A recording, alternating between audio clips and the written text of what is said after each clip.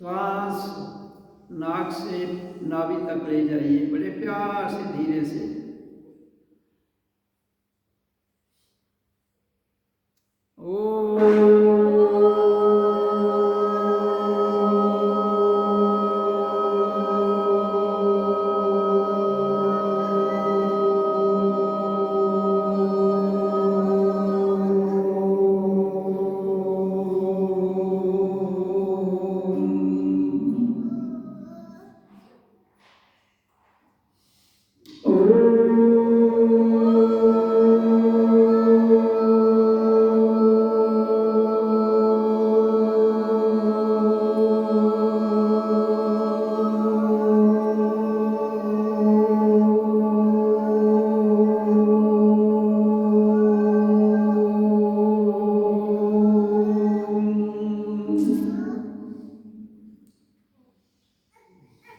बड़े आराम से डीप श्वास नाक के द्वारा नाभि तक ले जाइए।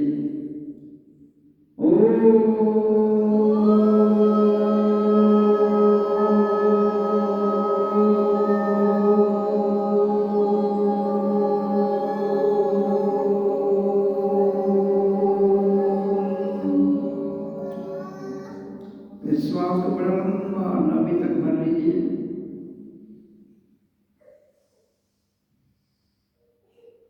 और लंबे उच्चारण के साथ छोड़ दीजिए।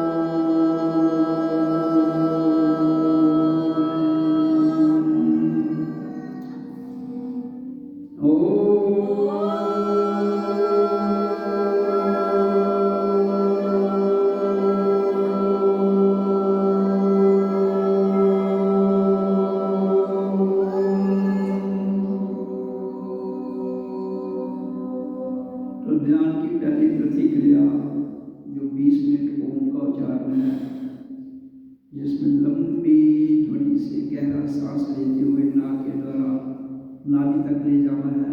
फिर उसके बाद ओम के उच्चारण के साथ अपने प्राण वाले को वह छोड़ना है, वो पूरा हो जाता है। अब नेक्स्ट इसका जो है 20 मिनट का वो है ओम सो अहम ओम मैं हूँ।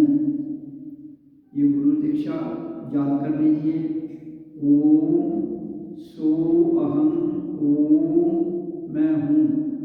20 मिनट इसको कीजिए शांत मुंह में।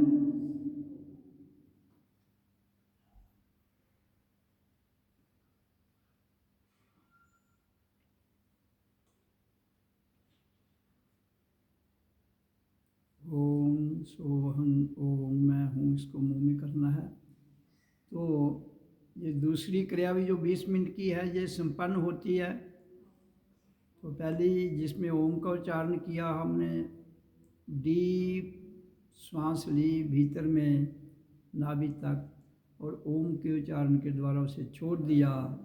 20 मिनट की वो क्रिया की। दूसरी हमने ओम सोहं ओम या ओम मैं हूँ 20 मिनट की ये क्रिया संपन्न होती है तो 40 मिनट हो गए। अब तीसरी क्रिया जो है इसमें आपने अब केवल बैठना है, कुछ भी नहीं बोलना है, श्वास आ रही है जा रही है, ध्यान आज्ञा चक्र में। बस 20 मिनट के लिए इसको बैठिए और ध्यान आज्ञा चक्र में, श्वास आ रही जा रही उसी को देखना है। श्वासों का नियंत्रण होना ही जीवन का नियंत्रण होना है। श्वासों का साधना ही जीवन को साधना है और श्वासों को ठहराव में ले जाना ही आपकी विपश्यना और ध्यान और समाधि की अवस्था में ले जाना और उसमें स्थिर कर देना है। इसलिए अब आप केवल रीढ़ की हड्डी को सीधा रखिए, आंखें आदि बंद आदि खोलिए और ध्यान आज्ञा चक्र में रखिए और श्वास आ रही है जा रही है, आपने कुछ करना नहीं है, कुछ बोलना नहीं है, कुछ कहना नहीं है, बस शरीर को ढीला छोड़ देना है।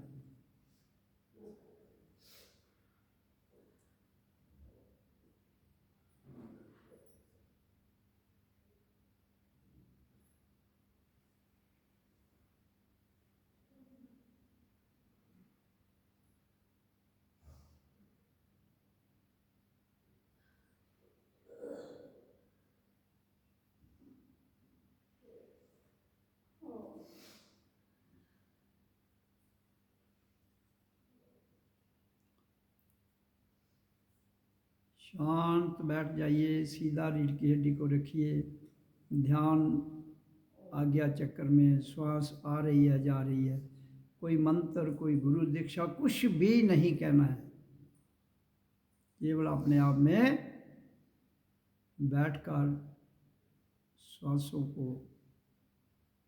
देखना है, आ रहे हैं जा रहे हैं, ईड़ा पिंगला सुषुम्ना तीनों जो हमारी ये नाड़ी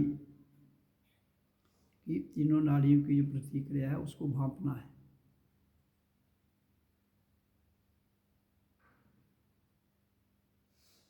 श्वासों की अनुभूति करनी है। सीधे वो सुषुम्ना में चले जाते हैं और फिर हम सुषुप्त शक्ति और नाभि केंद्र से ऊपर हमारी ऊर्जा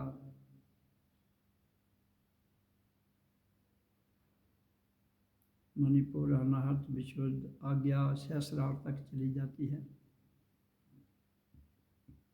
फिर हमारे भीतर रूपांतर हो जाता है और हमें पता लगता है कि मैं कौन हूँ, किस लिए आई हूँ, जीवन का लक्ष्य क्या है।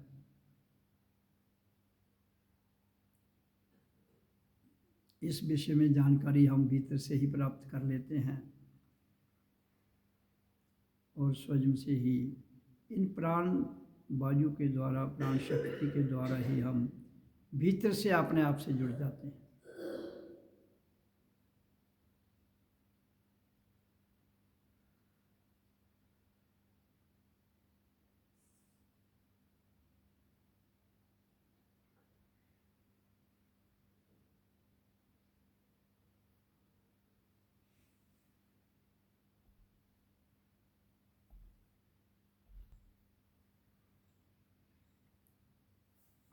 तो तीसरी प्रतिक्रिया जो हमने की, जिसमें केवल बैठना है, श्वास को देखना है और आज्ञा चक्र में ध्यान रखना है, वो भी संपन्न होती है।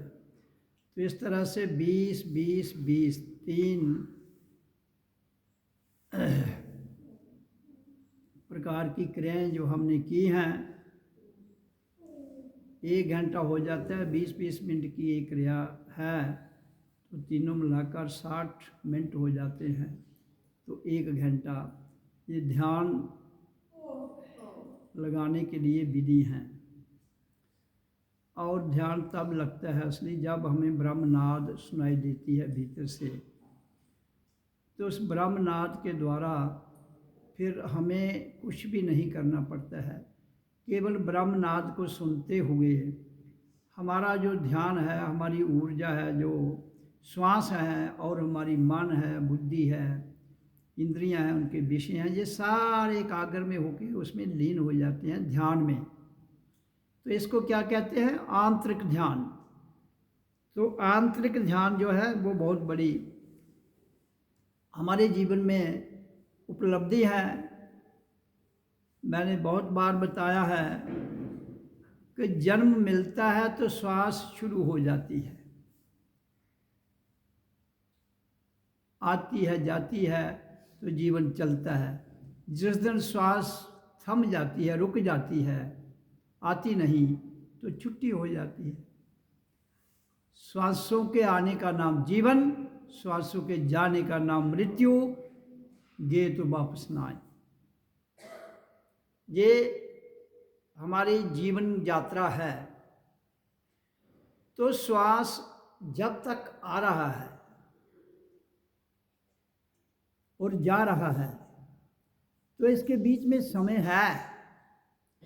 श्वास आने और जाने के बीच में एक तो समय वो है कि हमारा जब शरीर की गतिशील हो जाता है, और जिस दिन गतिशीलता बंद हो जाती है तो वो मृत्यु है। लेकिन एक वो इस जीवन में के जीवन और मृत्यु के बीच में जो समय है वो जीवन है।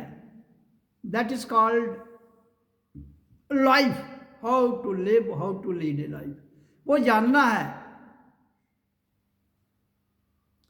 उसको जानने के साथ साथ जो हमारा श्वास आ रहा है जा रहा है पल में, उसके बीच में एक पल का गैप होता है।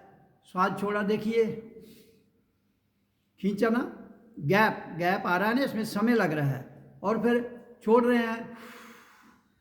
लेने और छोड़ने के बीच में समय, वो समय जब बांध दिया जाता है, बंध जाता है, रुक जाता है, वही जीवन है। एक तो जीवन हो गया जन्म लेना और मृत्यु, उसके बीच में वो जो जीवन है 50 साल, 100 साल, 200 साल, 60 साल, जितना भी है, उसमें ये अभ्यास करना है कि वो कौन सा पल आता है जब हमारी श्वास थम जाती है। थमकने का मतलब क्या है? ना आ रही ना जा रही है, गई तो वापस ना आई मृत्यु। लेकिन जो मैं बता रहा हूं बात, वो आ रही है, जा रही है, थम गई है। वो थमने का नाम ही जीवन है। वो थमने का नाम ही ईश्वरीय शक्ति है। वो थमने का नाम ही प्रकृति में भगवान है। वो थमने का नाम ही अल्टीमेट आत्मा है, परमात्मा है। उस क्षण में जो भी थम जाता है वो पाप पुण्य से मुक्त हो जाता है। वो एक क्षण का थमना आपके पाप पुण्य को, आपके संसार के झूठ सच को, आपकी क्रियाओं को भस्म कर देता है। आपका जीवन मोक्ष में चला जाता है। उसी को स्वतंत्र जीवन कहते हैं। वो स्वतंत्रता कहाँ से आती है? भीतर से। विचारधारा कहाँ से बदलती है? भीतर से। मैं कौन हूं कैसे पता चलता है? भीतर से। वो उसी समय पता लगता है जब आपकी सांस थम जाती है। इसलिए जीवन श्वास है। श्वास का थमना ही जीवन लक्ष्य है। एक क्षण के लिए 24 घंटे में जो ठहर जाता है, उस पल में 24 घंटे के पाप पुण्य उसके, जो जहां दुनिया में सच झूठ पाप पुण्य प्लस माइनस सब का सब लीन हो जाता है। आप क्या कर रहे हो क्या नहीं कर रहे हो, परमात्मा ने उसके साथ कोई लेन देन नहीं है आपके साथ। ये प्रकृति का लेन देन है। प्रकृति क्या है? मन। प्रकृति क्या है? शरीर। प्रकृति क्या है? बुद्धि। प्रकृति क्या है? सोच। तो ये सारी प्रकृति जो है वो मैं बता रहा हूं आपको कि ये सारी की सारी श्वासों के थमने से थम जाती है, और जो थमने का नाम ही क्या है? आपके कर्म से साक्षी भाव में जाना, कर्म से दृष्टा भाव में जाना।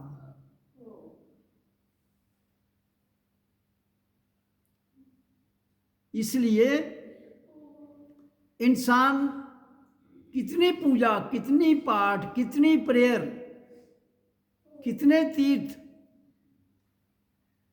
कितनी यात्राएं करता है, लेकिन यात्रा बाहरी है सारी। मैं भीतर की यात्रा की बात कर रहा हूं, जो आपके श्वासों पर निर्धारित है। श्वास आ रहा है, जा रहा है, वो यात्रा है, वो जीवन यात्रा है। उस श्वास का थम जाना ही आपका अपने आप में दृष्टा भाव में, साक्षी भाव में, गुणातीत, तुर्यातीत, भावातीत, कालातीत सारी स्टेजेस नीचे रह जाती हैं, आप उसके ऊपर आ जाते हैं। उसका नाम है जीवन।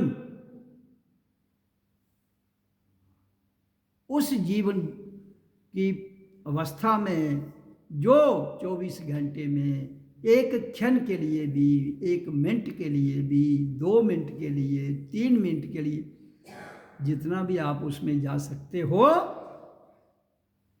चले जाइए। अभ्यास के द्वारा वो एक स्थिति आ जाती है, शाम को आप सारा दिन आप काम करते रहे और शाम को घर जाकर जब बैठे तो रात को एक क्षण के लिए, आधा मिनट, 2 मिनट के लिए अपने आप से जुड़ जाए। जब ये स्थिति, ये अवस्था इंसान के अंदर आ जाती है, उसे ना तो कोई पाप लगता है, ना पुण्य लगता है, ना प्लस है, ना मानस है, और ना ही कुछ लेन देन है। तब आप अपने प्रारब्ध कर्म, अपने संचित कर्म और काम्य कर्म से मुक्त हो जाते हैं। उसका नाम है मोक्ष। ये मोक्ष नहीं है कि किसी ने सब्जी छोड़ दी, किसी ने कुछ और छोड़ दिया, किसी ने कोई पूर्णमासी मोक्ष दी। ये मोक्ष नहीं है भाई।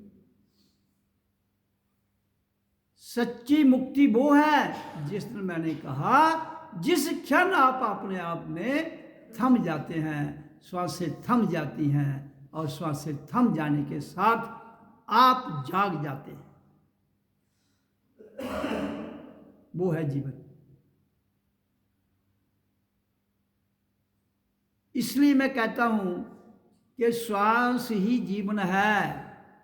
श्वासों के बिना कोई भी पूजा पाठ, भक्ति, ध्यान, ज्ञान तभी संभव सिद्ध होता है जब श्वास थम जाते हैं। इसलिए जो हम अभ्यास कराते हैं, ये श्वासों का अभ्यास है सारा। जैसे मैं कहता हूँ, अपने आप नाक से बड़े प्यार से श्वास को नाभि तक ले जाइए और फिर लंबी आवाज़ में ओम के साथ छोड़ दीजिए, उच्चारण के साथ। उसमें 2 चीज़ें हैं, एक तो श्वास सिद्ध होता है, दूसरी ध्वनि, क्योंकि प्रकृति में 2 ही मार्ग हैं, ध्वनि और श्वास। और इसके बीच में आपकी जीवन यात्रा है। तो ये जीवन यात्रा जो हजारों साल की है, एक क्षण में थम जाती है और उसी क्षण में आपको पूर्ण समझ आ जाती है। जहां मानना पहचानना पीछे रह जाता है, जानना आगे आ जाता है। आत्मा, तब आत्मा आगे आती है, मन पीछे, बुद्धि पीछे, प्राण भी पीछे, क्योंकि प्राण थम गए तो आत्मा की पहचान तभी आपको ज्ञान होगा, क्योंकि आत्मा में प्राण नहीं है, वो प्राणों की मालिक है और उसने एक अंश देकर ये पूरी दुनिया की रचना की है। उस अंश का नाम है आत्मा, सोल, और परमात्मा का नाम है सुप्रीम सोल, और संसार का नाम है soul with physical body, soul with astronomical body, soul with causal body. जीव, स्थूल, सूक्ष्म, कारण। तो प्रकृति में स्थूल गतिशील है, सूक्ष्म के द्वारा, आवाज श्वास के द्वारा। तो कारण ये तीन, और अकारण उसके आगे है, गुणातीत, जहां ना तो आपकी मशीनरी थम जाती है, श्वास थम जाती है, आपका पूजा पाठ थम जाता है। पूजा पाठ, अभ्यास, ध्यान का सब रोल नीचे रह जाता है। फिर आप एक क्षण के लिए थम जाते हैं। वो एक क्षण के लिए थमना ही जीवन है। संसार के जितने ग्रंथ, जितने पंथ, जितने महापुरुषों ने जो भी लिखा है, उसका निचोड़ मैं अपने जीवन के निजी अनुभूति के आधार पर, अनुभव के आधार पर और अपनी क्रियाएं करते हुए उस स्थान पर जाने के बाद आपके समक्ष बात को रखता हूं, जानने के बाद। इसलिए मैं कहता हूं, जान लीजिए, पहचान लीजिए, फिर मान लीजिए। तो प्रकृति में जानना क्या है? जब मैं कहता हूं कि हम मेडिटेशन करते हैं, उच्चारण करते हैं, तो मैं और मेरा शरीर दोनों अलग है। वो कैसे पता चलेगा? मैं इधर बैठा हूं, मेरा शरीर मेरे सामने, जैसे मैंने मोबाइल में जो फोटो दिख रहा है ना, मोबाइल हटा दो, सब कुछ हटा दो, ध्यान में बैठो, तो इधर प्रकाश आएगा। उस प्रकाश में आपकी अपनी ही ज्योत में चमकती हुई ये शरीर इधर है, वो उधर है, शरीर अलग है, वो अलग है। मैं और मेरा शरीर, मैं कौन है? वो जिसको मैं देख रहा हूं भीतर, और बैठा हुआ कौन है? शरीर। ये शरीर उस मैं को देख रहा है ज्योत में। वो है भगवान का स्वरूप प्रकृति में। और जब वो भी लोप हो जाता है, अनहत नाद ध्वनि, ब्रह्म ध्वनि, ब्रह्मनाद, अनस्ट्रक साउंड, वो भी लीन हो जाती है, तो फिर हमें क्या महसूस होता है? फिर सब कुछ थम जाता है। उस थमने का नाम ही परमात्मा का साक्षी भाव है। वहां कुछ भी नहीं रहता है, वहां केवल शांति, आनंद, ब्लिस। कोई पूजा पाठ, कोई अभ्यास, कोई क्रिया नहीं रहती है, और फिर आनंद युक्त भाव में ठहर जाते हैं। इसको कहते हैं जीवन जीने की कला। संसार में तो कई प्रकार की शक्तियां हैं। आपकी अल्फाबेट, आपकी वर्णमाला और आपके अक्षर, शब्द, हर में पावर है। मुझे बहुत बार पूछा जाता है कि गुरुजी हमें बताइए कि जो दुनिया की शक्ति हैं, ये आपके अक्षर कितने, हर शब्द की अपनी पावर है। अ, आ, ई, उ, री, ए, ऐ, ओ, औ, अंग, आ, क, ख, गा, ऐसे आपके कितने ही ये वर्णमाला के अक्षर हैं। इसी तरह इंग्लिश में alphabet A, B, C, D, E, F, A से लेकर जेड तक 26 जो लेटर है, हर एक में शक्ति है। लेकिन इन सबका मालिक तो कोई है, ए, जो सर्वप्रथम शब्द है, अ और फिर उ, ये ही दोनों मालिक है।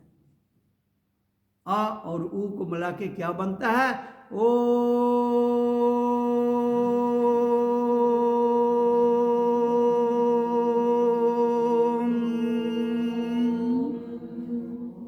जब तक मुंह खुला रहता है, आ और ओ, इस ऐसे खड़े हो रखे तो ओ नहीं कह सकते हो। थोड़ा बंद, थोड़ा खुला, ओ, पूरा बंद, ये किसी ने थोड़ी दिया है, ये अपने आप हो रहा है। आज साउंड निकाल के देख लीजिए, आ ऊ को ओ बन जाएगा, मुंह बंद हो गया अंग हो जाएगा। हाँ, इनमें और कोई शब्द ऐड नहीं होगा। इसका मतलब है जिसमें कुछ और ऐड नहीं होता है वो माल्क है, जिसमें ऐड हो जाता है वो माल्क नहीं है भाई। वो आपका संसार है, वो आपकी प्रकृति है। जहां आपकी श्वास में भी तो गंदगी में जमा हो जाती है। आप कहीं गंदी जगह जाओ, वहां श्वास लो छोड़ो तो दिक्कत आएगी आपको, धुएं में श्वास लेने में दिक्कत आएगी। लेकिन प्योर श्वास कहाँ है? इसलिए श्वास जीवन है। प्योर कहाँ है, प्योर कहाँ नहीं है, ये तो वहां के वातावरण पर निर्भर करता है। लेकिन परमात्मा को किसी वातावरण पर निर्भर नहीं रहना है, वो प्योर है। आपकी हवा में गैसेज हैं, ऑक्सीजन है, हाइड्रोजन है, कार्बन डाइऑक्साइड है, नाइट्रोजन है, लेकिन परमात्मा के अंदर कोई गैस नहीं है। देयर इज नो गैस, उधर है ही नहीं कुछ। जहां कुछ भी नहीं है वो ही परमात्मा है। संसार में तो कोई ऐसा तो हो नहीं सकता ऐसा कुछ ना हो। इधर कुछ ना कुछ तो है। शरीर है, मन है, बुद्धि है, इंद्रियां हैं, वृक्ष है, जल है, अग्नि है, बाजू है, आकाश है। वहां तो केवल प्रकाश और इतना शांत, इतना आनंदित, इतना ठंडक, वहां तो कुछ और है ही नहीं। वो ठंडक भी नहीं है फिर, क्योंकि अगर ठंड होगी तो फिर प्रकृति हो जाएगी ना। वो एक ऐसा आनंद है जो केवल व्यक्तिगत विषय है, इंसान का व्यक्तिगत विषय है। तो संसार की शक्तियां रहेंगी, ए से लेकर जेड तक तो अक्षर रहेंगे, आ से लेकर ज्ञा तक रहेंगे, अल्प से लेकर बड़ी ए तक रहेंगे। और कोई परिभाषा है जैसे पंजाबी है, पूरा जो भी उनका है, ये सब परिभाषाएं जो भाषाएं हैं, परिभाषाएं हैं, ये हर शब्द में सिद्धि है, हर शब्द में सिद्धि है। तो आप कहो फिर सिद्धियां, तो आप शब्द करोगे सिद्धियां तो होंगी। अगर उन सिद्धियों को तुम व्यापारिक दृष्टि के द्वारा अपने फायदे और नुकसान के द्वारा इस्तेमाल करोगे, तुम ट्रैप हो जाओगे।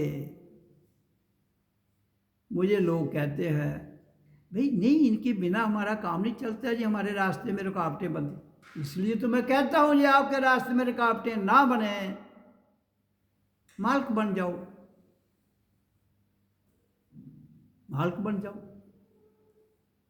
आपके मालिक बनने से भी तो ये रहेंगी, ये जो भस्म थोड़े होंगी। आपका मन भस्म नहीं होता है, आपकी बुद्धि भस्म नहीं होती है, आपकी इंद्रियां भस्म नहीं होती हैं, आपका शरीर भस्म नहीं होता है। ये सब कुछ रहेगा। ये माया का खेल है। शरीर माया का, मन माया का, बुद्धि माया की, इंद्रियां माया की।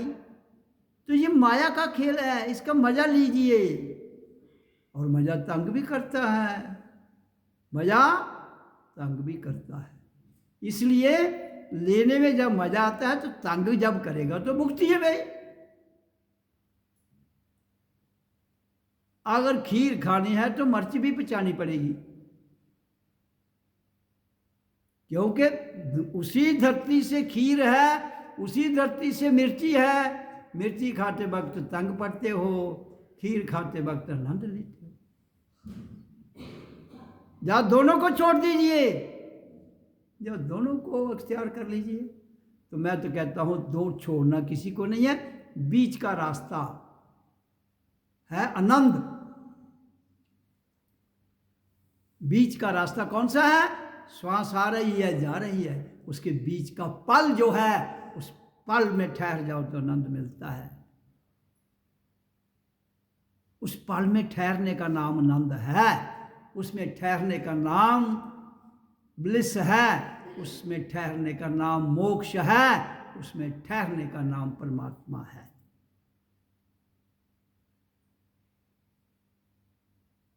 तो इसलिए ये इतनी बड़ी फिलॉसफियों को मैं कहता हूं इन चक्रों में मत पड़ो, वो ये है, उधर ये है, उधर ये है, फिर तो ये चक्कर छोड़ेंगे नहीं। बहुत जाल पड़ा है ये इस संसार में। जो आपके ये 26 लेटर हैं इंग्लिश के वर्डों में, उसमें आपकी दुनिया भर की डिक्शनरी उसी से बनी है, आपकी लैंग्वेज उसी से बनी है, उन्हीं के द्वारा बड़े बड़े ग्रंथ लिखे जाते हैं। तो उनके चक्कर में तो आप कभी भी नहीं साध पाओगे। संसार की जितनी पूजाएं अभ्यास हो सकती है, संसार की जितनी प्रेर है अभ्यास हो सकती है। अभ्यास छूट जाए तो काम बनता है। ओम छूट जाता है, सोम छूट जाता है, रोम छूट जाता है, सब छूट जाता है। जब सब छूट जाता है तो ही काम बनता है। नहीं तो बोझ है ना कुछ बोझ है। आवाज का भी बोझ है, मर्जी नहीं है आवाज, लेकिन बोझ तो है। जब आप जोर से बोलोगे दूसरा घबरा जाता है, कई बार डर जाता है। आप खुद कई बार आवाज से डर जाते हो तो बोझ हुआ ना। किसी से डरना, खुश हो जाना, ये बोझ है दोनों। लेकिन परमात्मा के आनंद में ना तो आवाज है ना श्वास है। हवा भी डराती है। अब रात को कभी अकेले में कमरे में बैठो, शू आवाज आएगी, आप डर जाओगे। लेकिन परमात्मा के द्वार में ना हवा है, ना आग है, ना पानी है, ना कुछ है, वहां केवल शांति है। कौन सी शांति? आंतरिक, from within, not from outside.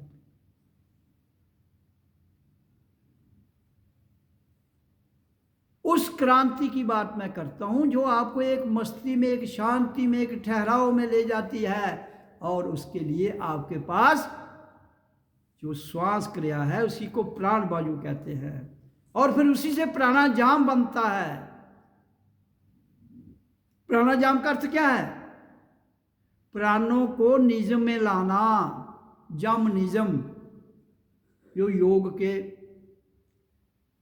विधियां हैं उनमें लाना। प्राणायाम को, प्राण शक्ति को निजम में लाना। प्राण वायु होगा श्वास और प्राण हो गया शक्ति। जैसे हमारा जीवन चल रहा है सांसों के द्वारा, प्राण वायु के द्वारा, प्राण शक्ति और वायु से वो सारा सिस्टम चल रहा है, हवा। इसके अलावा जितने देवी देवता, जितने आपने जहां मान्यता में, धारणा में, परंपरा में जो सजा के रखा है, एक गुलदस्ता है ये। इसलिए इन गुलदस्तों को छोड़ना पड़ेगा, तभी जाकर आप मानवता को जान पाओगे। तभी इंसान है क्या, जीवन है क्या, ये जान पाओगे। अगर इसको नहीं ठहराव में आए तो ये झगड़े समाप्त नहीं होते हैं भाई। कौन से झगड़े? जो संसार में चल रहा है, हिंदू मुसलमान का, जातिवाद का, भाषा का, खान पीन का। जब ये सब कुछ तो आपको धरती से मिल रहा है, देने वाली धरती एक, पदार्थ अनेक। उन अनेक पदार्थों की वजह से आप झगड़े में फंस गए हो। झगड़ा कोई नहीं है, जिसको जो अच्छा लगता है वो करे, लेकिन 24 घंटे में एक बार स्वयं से जुड़ जाए। फिर उसके अंदर ऐसा कोई विचार नहीं उठेगा कि वो गलत है, ये गलत है, वो ठीक है, ये ठीक है, वो सुख है, ये दुख है, वो पाप है, ये पुण्य है। ये इस परिभाषाएं संपन्न हो जाती है, आप उनसे ऊपर आ जाते हो। ये हर का व्यक्तिगत मामला है। हम सब के कर्म इंडिविजुअल हैं। हाँ, जिस दिन कर्म थ्योरी से आगे चले जाएंगे हम सब एक, उस दिन वासुदेवम कुटुंबम सर्वे भवन्तु सुखिना, हर जगह सुख हो जाएगा। कहानियां, किस्से, दंत कथाएं, ये तो इंसान को फुसलाने के लिए है।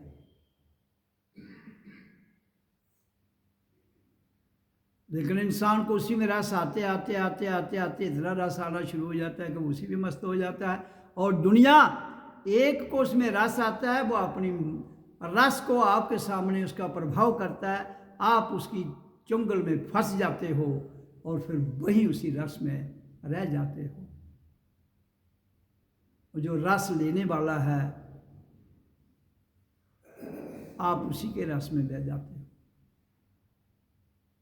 इसलिए मैं कहता हूं, जाइए अपने भीतर, जानिए स्वयं को, और उनको जानने के लिए तभी संभव है जितना आप श्वास को ठहराव में ले जाओगे। श्वास ठहर गया, सब कुछ ठहर गया। श्वास नहीं ठहरा तो कुछ भी नहीं ठहरेगा। जितनी मैं कहता हूं आप पूरी उम्र भक्ति कर लो। ये मैं स्वयं की बात कर रहा हूं, तो इसके साथ मैं महात्मा बुद्ध का आपको रेफरेंस दे देता हूं। महात्मा बुद्ध जब 6 साल कठिन तपस्या करने के बाद उसको कुछ मिला नहीं, तो फिर वो जिस वृक्ष के नीचे उसको ज्ञान हुआ, उस वृक्ष के नीचे जाकर वो अकेले बैठ गए। वो बड़ वृक्ष था और 6 साल तपस्या का फल तो मिलता है। 6 साल के बाद उसको कुछ नहीं, जब महसूस नहीं हुआ, मैंने कहा ना आपको मेहनत करनी है। महसूस कब होता है, फीलिंग कब होती है, वो एक क्षण में होती है। वो क्षण कब आता है आपको पता नहीं लगता है। वो पूछ कर नहीं आता है, आता है तो आता है, आना है। तो फिर उसके बाद 6 महीने के बाद जब वो सूख कर कांटा हो गया, तो उसने कहा कि मुझे अब यहां से हिलना नहीं है, मरूंगा तो यही मरूंगा, जीऊंगा तो यही जीऊंगा। तो 46 दिन के बाद विशाख की पूर्णिमा को, जो अप्रैल महीना नहीं आता है, 13 अप्रैल से लेकर 13 मई के बीच में बुद्ध पूर्णिमा आती है। तो उसमें पूर्णमासी के दिन, विशाख की पूर्णमासी के दिन, जब जिस वृक्ष के नीचे वो बैठा था, ऊपर से एक फ्लैश आई, कटती हुई शांत भाव में सीधी उसके ऊपर पड़ी। बस उसका रूपांतर हो, उसका पूर्ण रूपांतर हो गया। फिर वही सिद्धार्थ गौतम बुद्ध बन गया, फिर गौतम बुद्ध हो गया। आप सबके अंदर वो ताकत है, लेकिन आपके पुराने कर्म संस्कार पर बड़ा निर्भर करता है। लेकिन कोई कहेगा मेरे पुराने कर्म ऐसे नहीं है, लेकिन इसलिए तो जीवन मिला है कि आप उसे कर सकते हो, उसको प्राप्त कर। लेकिन आप फंस गए हो कहीं, कहां?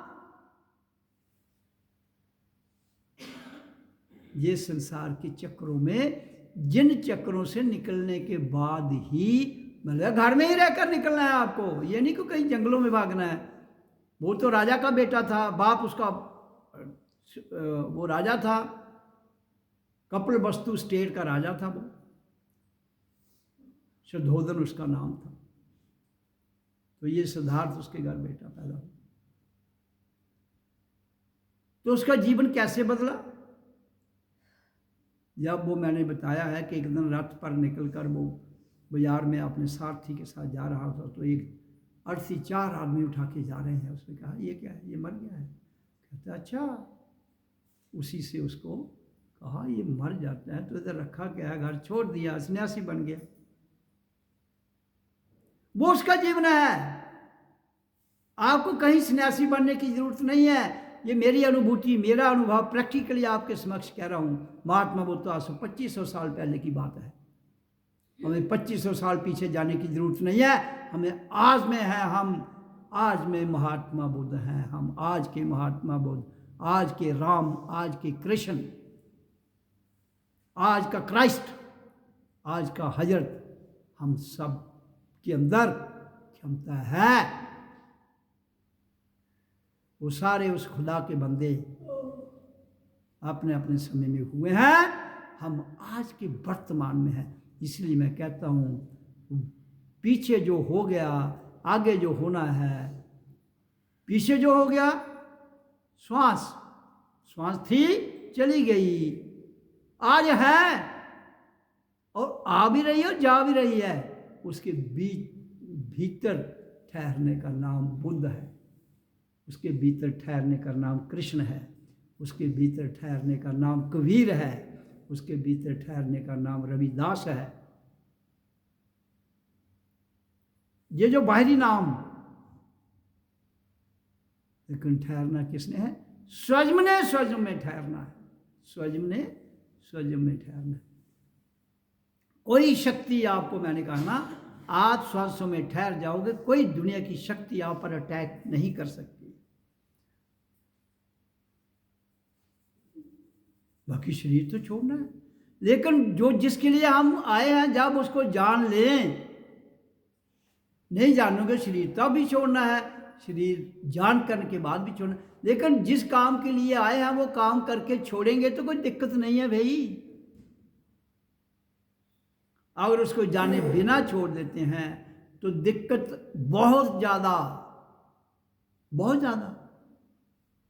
अगर आज आपको इस जीवन में वो सर्वे भवन्तु सुखिना जो कहते हैं, वासुदेवम कुटुंबम जिसको नारा दिया जाता है, और हम सब एक हैं के बारे में समझ नहीं आएंगे, क्योंकि शरीर तो नाशवान है, जाएगा। तो मेरा किस लिए वो जान लो, ये तो पता है आया है तो जाना है, जो आएगा वो जाएगा।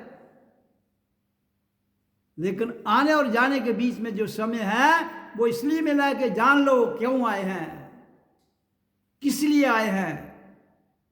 धरती पर आने का कोई मकसद तो है, मकसद यही है जो मैंने आपको वाणी में बताया, जानना, स्वयं को जानना, स्वयं को पहचानना, स्वयं को मानना। स्वयं में ही हम भगवान हैं, स्वयं में ही हम इंसान हैं, स्वयं में ही हम शैतान हैं, स्वयं में ही हम आत्मा और परमात्मा का प्रकृति में स्वरूप है। तो फिर काहे किसको ढूंढना है अपने से अलग? कौन सी शक्ति है जो आपसे अलग है? अलग इसलिए है आप भी अलग हैं, वो भी अलग है। हम जब दूसरे को देखते हैं तो गड़बड़ है, किसी को देखने की जरूरत नहीं। 5 उंगलियां, इनके जो 5 इंप्रेशन है दुनिया में किसी का किसी के साथ नहीं मिलता है। ये 5 उंगलियों के इंप्रेशन 800 करोड़ की आबादी में किसी का किसी से नहीं मिलता है। क्या विचित्र विडंबना है उसकी यार, क्यों नहीं मिलता है? उसका कारण है कि हम सब के इंडिविजुअल कर्म है, इंडिविजुअल करैक्टर है। और इंडिविजुअल करैक्टर किसका है?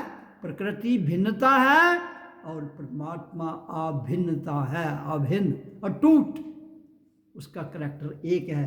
आप भिन्नता में हो, इस भिन्नता को उस परमात्मा के अटूट लक्ष्य में ले जाना है। उस दिन ये लकीरें भी मिट जाएंगी, नहीं तो बारंबार आपको यहाँ आना पड़ेगा यही डिफरेंट लकीरें लेकर। इसलिए ये प्रकृति में हम सब एक हैं। अब जब बताओ मेरे को किसी की लकीरें दूसरे से मिलती हैं तो फिर हम ठीक है उसको फॉलो करते हैं। हर की अपनी करैक्टर है, इंडिविजुअल, प्रकृति में अलग अलग करैक्टर है। हाँ, परमात्मा में लीन होने के बाद हमारा कोई करैक्टर रहता ही नहीं है। There is no character, there is no गुण, वो है परमात्मा। वो ना पाप है, ना पुण्य है, वो ना रजोगुण है, ना तमोगुण है, ना सतोगुण है, ना प्राण बाजू है, ना प्राण शक्ति है। इसके ऊपर ही एक आनंद है जिसको आत्मा और परमात्मा कहते हैं। वो है अभिन्न करैक्टर, भिन्न भिन्न शरीरों में अभिन्न आत्मा, वो करैक्टर है एक। शरीर के करैक्टर तो बहुत है, इन करैक्टरों का मजा ले सकते हो, कोई पाबंदी नहीं है। ये पाप, ये पुण्य, ये अच्छा, ये बुरा, उस करैक्टर में मिल जाओगे सब सब। इसलिए वो कहता है धरती पर उसने इंसान को हर ऑप्शन दिया है। कहता है whatever you want to enjoy enjoy it, लेकिन 24 घंटे में एक पल रुक जाना। वो गाना सुना है, रुक जाओ रुक जाओ, मैं राही तेरी मंजिल का, रुक जाओ जाने वाले रुक जाओ। तो ये दुनिया चल रही है, चल रुकती थोड़ी है, कहाँ रुकेगी। स्वयं को ही रोकना है और स्वयं को ही जानना है। स्वयं का करैक्टर ही परमात्मा का करैक्टर है, प्रकृति का करैक्टर परमात्मा का करैक्टर नहीं है। That differs at every point. जहां बैठे हो हाल में, बाहर जाओगे तो करैक्टर और है। इसलिए जो मैं बता रहा हूं उसको जानने का प्रयास करो भाई। संसार पहले भी था, आज भी है, आगे भी रहेगा। परमात्मा पहले भी था, आज भी है, आगे भी रहा। अंतर केवल करैक्टर में है। यहाँ डिफरेंट करैक्टर है, वहाँ करैक्टर ही कोई नहीं है, नो करैक्टर।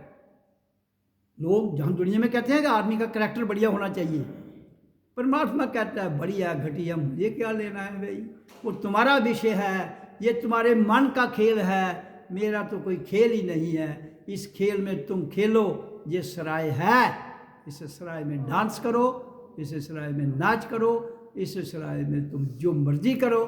केवल 24 घंटे में 2 मिनट 3 मिनट क्षण मेरे से भी प्रेम कर लेना। मेरे से प्रेम करने का अर्थ है स्वयं से प्रेम करना। स्वयं से प्रेम किस दिन कर पाओगे? जिस दिन पूरे संसार की बातों से हट के अपने आप में आओगे, विचार शून्य, गुणातीत, वहां कोई रहते ही नहीं है। फिर वो उधर से जो वो प्रेम की भावना उत्पन्न होती है, उसमें ही हम ठहर जाते हैं। वो ठहरने का नाम ही परमात्मा है। परमात्मा में लीन होने का समय है, वो लीन हो जाता है। होना नहीं, करना नहीं पड़ता, अपने आप को हो जाता है। मैंने कहा है वाणी में, जो हो जाता है वो सत्य है, जो किया जाता है वो कर्म है। तो ये कर्म भूमि है। इसलिए जीवन के रहते हुए आपको, संसार में रहते हुए, जहाँ के सिस्टम को निभाते हुए, जहाँ की परंपरा क्या है उसको भी निभाते हुए स्वयं से मिल लो। ये है जीवन यात्रा, ये है चर्चा में भगवान की चर्चा, परमात्मा की चर्चा, प्रकृति की वो जो रचना हुई उसकी चर्चा। मैं सब कुछ कर रहा हूँ, लेकिन हम ये चर्चा करने के लिए है, लेकिन हम चर्चा नहीं हैं। मैं चर्चा नहीं हूँ। चर्चा एक क्रिया है, मैं तो क्रिया से परे हूँ, तो फिर मेरी चर्चा कैसे की जाएगी? How, let me know. जब चर्चा संसार है, मैं तो संसार से परे हूँ, तो जो जहाँ चर्चा है ही नहीं, फिर चर्चा किसकी करनी है उधर? बताओ मेरे को। चर्चा जहाँ है ये जहाँ ही होगी। कहता उसी चर्चा के बीच में जो जो मैं बता रहा हूं ना, एक क्षण के लिए रुकना, थमना, उस समय के भीतर आप अपने आप में लीन हो जाते हो, चर्चा से आउट हो जाते हो। वो है संसार में प्रेम। जहां करैक्टर है वहां प्यार हो सकता है, प्रेम नहीं हो सकता है। करैक्टर में प्यार है, देयर इज नो करैक्टर, वहां प्रेम है। तो दुनिया कही ये करैक्टर कोई नहीं, उधर रद्दी आदमी है, कहते हैं ना, इधर तो करैक्टर कोई नहीं। सबसे आप घटिया किस आदमी को समझते हो? वो यार छाटे लिखे गल करना, इधर करैक्टर का कोई नहीं है। लेकिन इसमें इस पोजीशन में जाना, देयर इज नो करैक्टर, उसको कहते हैं परमात्मा का करैक्टर। इतना तो याद मेरा करैक्टर बड़ा अच्छा है, बड़ा सच बोलता है, बड़ा पैसे वाला यार, बड़ा बढ़िया, बड़ी पूजा करता, बड़ा पाठ करता, इसका करैक्टर बढ़िया है। वो कहता है मुझे तुम्हारे पूजा पाठ करैक्टर को चाटना नहीं है, वो तुम जानो। क्योंकि जब तक तुम वह में फंसे हो, वर्तमान भविष्य और भूत में फंसे हो, तो उसी के बीच में भूत और भविष्य के बीच में क्या है? वर्तमान। जो श्वास चली गई भूत, जो आ रही है, चल रही है, वो वर्तमान। जो गई, जो आएगी, वो भूत और भविष्य। कैसा? वर्तमान में ठहर जाओ। जो वर्तमान में ठहर जाता है, कहता है वो ही प्रेम कर सकता है। तो इसलिए इसमें कोई ज़्यादा जो मैं सत्संग सुनाता हूँ, बड़ी सिंपल सी चर्चा है। चर्चा सिंपल हो तो बात जल्दी समझ आ जाती है। मैं ज़्यादा बात देता हूँ कि मेडिटेशन पर जोर दीजिए। वो मेडिटेशन श्वासों का कंट्रोल, जैसे हम श्वास ली,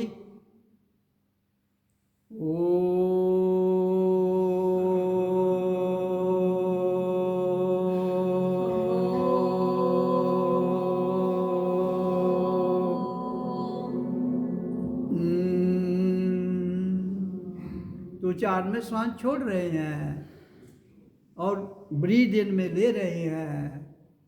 लेने और छोड़ने के बीच में गैप है। जिस तरह ये करते करते अभ्यास, उसमें ऑटोमेटिक ठहर जाओगे तुम। वो ध्यान, और ध्यान से परे परम धाम का, जहाँ परम धाम में हम जाके रुक जाते हैं, वो है जीवन। संसार चलता रहेगा, चलता था, चलता है। दो पल के जीवन से, कहता है 2 पल के जीवन से एक जीवन चुराना है।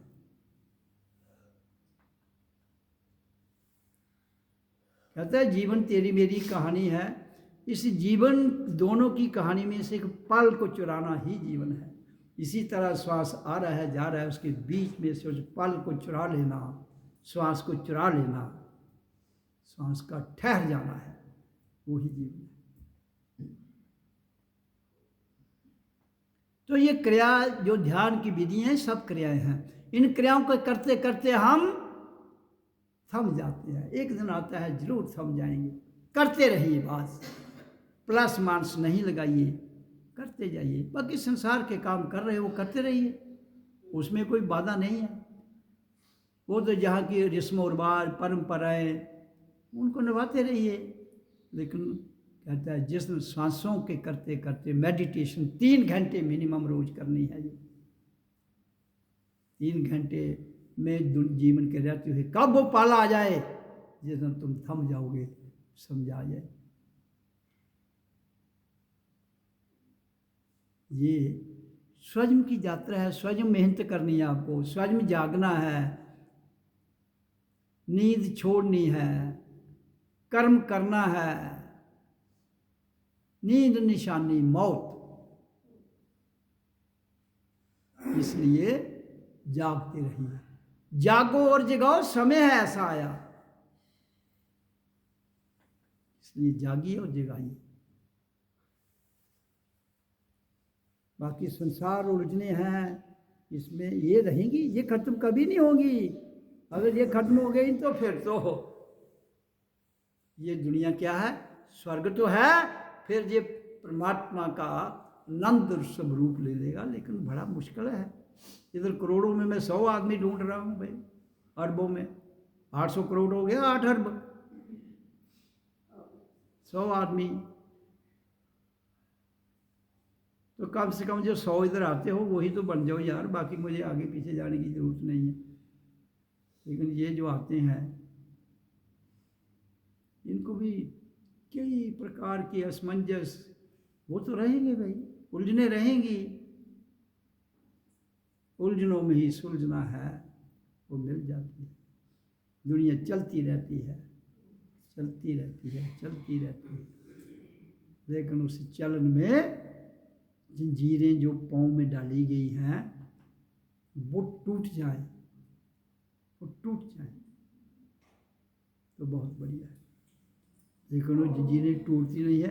ओम की जंजीर टूटेगी तो राम की जंजीर पकड़ लेगी, राम की जंजीर टूटेगी तो श्याम की पकड़ लेगी, श्याम की जंजीर टूटेगी तो क्राइस्ट की पकड़ लेगी, क्राइस्ट की जंजीर टूटेगी तो हजरत मोहम्मद की पकड़ लेगी, हजरत मोहम्मद की टूटेगी तो बुद्ध की पकड़ लेगी, कबीर की, नानक की, राम की। इन सारे नाम जो मैंने महापुरुषों के बताए वो अपने योग में हुए, हम अपने योग में हैं। मैंने कहा आपकी ये 5 उंगलियों के 2 इंप्रेशन हैं, किसी आपस में भी नहीं मिलते हैं ये, और प्लस दुनिया में किसी एक व्यक्ति के दूसरे से नहीं मिलते हैं। 8 अरब की आबादी में इस समय जो है, तो इधर भिन्नता रहेगी, लेकिन ये जो भिन्नता प्रकृति की है ये रहती हुई भी ये इकट्ठी रह रही है। लेकिन यहाँ भाई भाई एक ही माँ के 4 बेटे, वो इकट्ठे नहीं रह पा रहे। ये इंप्रेशन किसी माँ के लगाए हुए थोड़े हैं, ये कुदरत के हैं। चेहरा माँ जैसा हो सकता है। देखो बच्चा जो है कोई माँ पर होता है, कोई माँ के घर में जब होता है माँ का जिस पर ध्यान होगा उसका स्वरूप लेगा। प्योके दे प्योकियों पर या सौरियों पर का ज़्यादा बच्चे दे चेहरे दे रहे, क्यों कि जब वो प्यो मेके की और झुकी होगी या सौर की, जाओ किसी और जो घर वाला है वही सूरत होती। लेकिन ये उंगलियों के इंप्रेशन नहीं होते एक जैसे, कभी भी नहीं होते। क्यों नहीं होते हैं? क्योंकि ये प्रकृति का सिद्धांत है। ये न माँ के बस की बात है न बाप के बस की बात है, ये कुदरत का करिश्मा है। इसको आज तक कोई नहीं बदल पाया। बाकी तो सब कुछ तुमने बदल लिया, इसको क्यों नहीं बदल पाए? क्यों? कि प्रकृति भिन्नता है। चेहरे मिल सकते हैं एक दूसरे के, लेकिन वो जो दिन के चेहरे मिलते हैं उनके ये थंब इंप्रेशन के जो प्रिंट है वो नहीं मिलेंगे। जहां से सिद्ध होता है कि भिन्न भिन्न भिन्न प्रकृति के शरीरों में अभिन्न आत्मा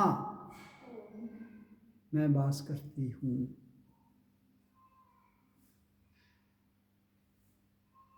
तो आज का ये वाणी को विराम देते हुए, समझ आपको बाहरी तौर पर तो आ जाती है, आंतरिक आती है नहीं आती है, वो आने की ज़रूरत नहीं, वो होने की ज़रूरत है। आपको ये मेडिटेशन करनी है, करते रहना है। जिस दिन जान जाओगे छूट जाएगी, जिस दिन समझ जाओगे छूट जाएगी। क्योंकि यहाँ तो किसी से बंधना है नहीं, हमें किसी से बंधना नहीं है। हमने जानना है हु एम आई, मैं कौन हूं, इस धरती पर आने का मेरा मकसद क्या है।